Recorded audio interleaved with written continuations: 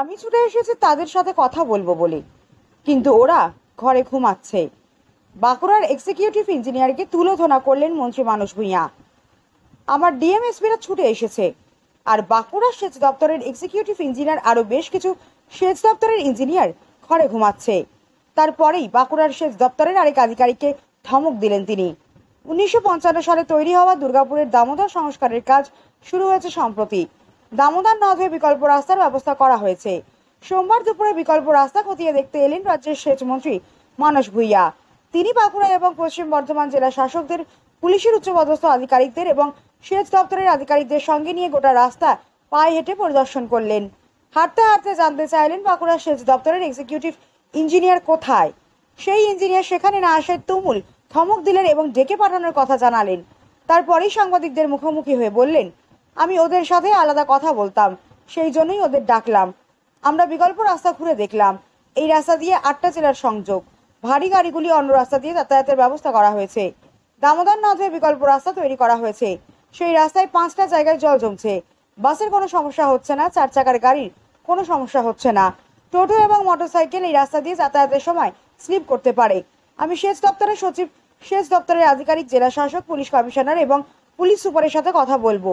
তারা যে যে সমস্যাগুলির কথাগুলি তুলে ধরবেন সেগুলি দ্রুত সমাধানের চেষ্টা করব।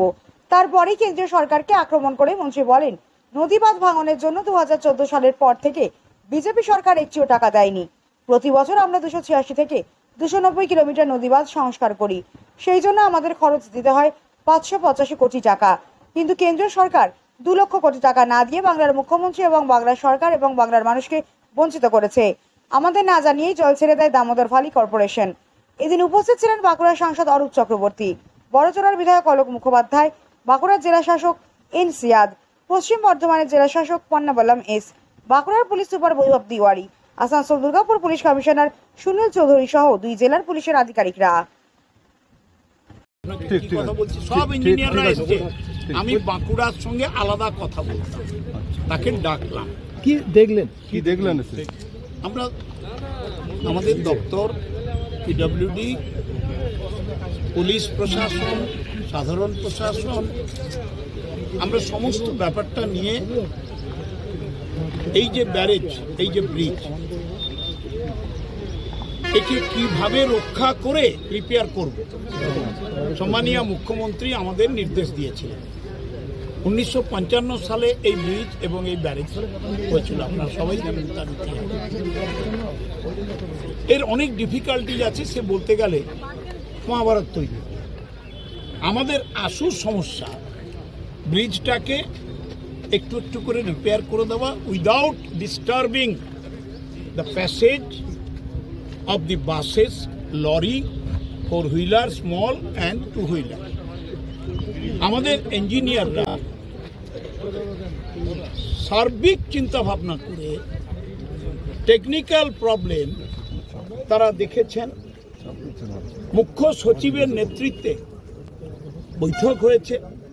সেচ সচিব, ইঞ্জিনিয়ার, এসপি সাহেবরা, ডিএম সাহেবরা, ট্রান্সপোর্টের কর্তৃপক্ষ, কমিশনার অফ আসানসোল, আমরা সবাই মিলে বারে বারে বৈঠক করেছি। উদ্দেশ্য একটাই, মানুষের কষ্ট যতটা কম করা যায় আর ব্রিজটা রিপেয়ার করা। সেই প্রসেস চলছে। কিন্তু যে বাইপাসটা আমরা তৈরি করেছি তাতে দেখা যাচ্ছে 30 ফুট উঁচু জলের লেয়ার, কিন্তু একেবারে মাটির নিচ দিয়ে কিছু জলের সিপেজ হচ্ছে।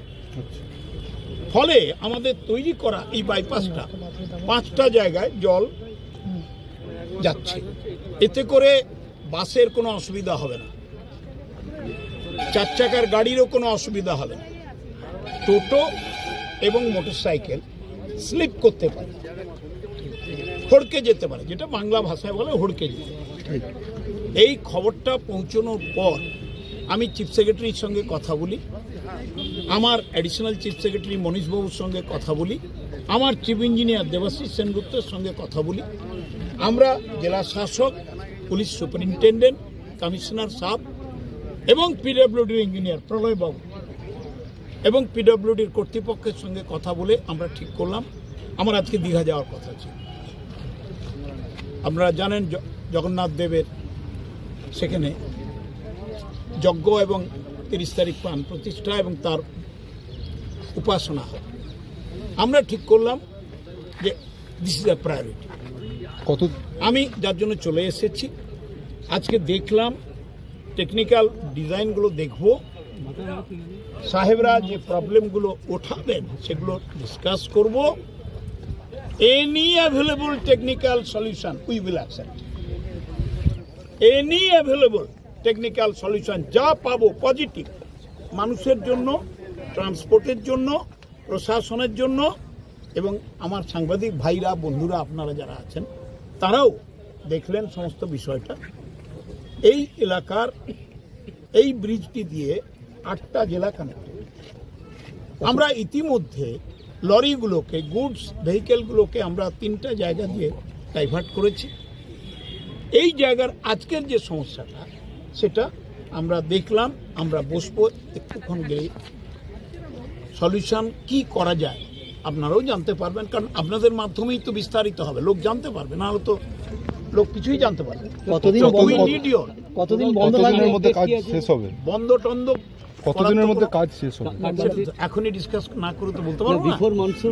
বিফোর মনসুন দেখুন, আমাদের প্রশাসনিক স্তরে একটা নির্দেশ আছে যে যতটুকু কাজ করতে পারবো 15 জুনের মধ্যে করতে হবে, তারপর পেন্ডিং কাজ আবার করব।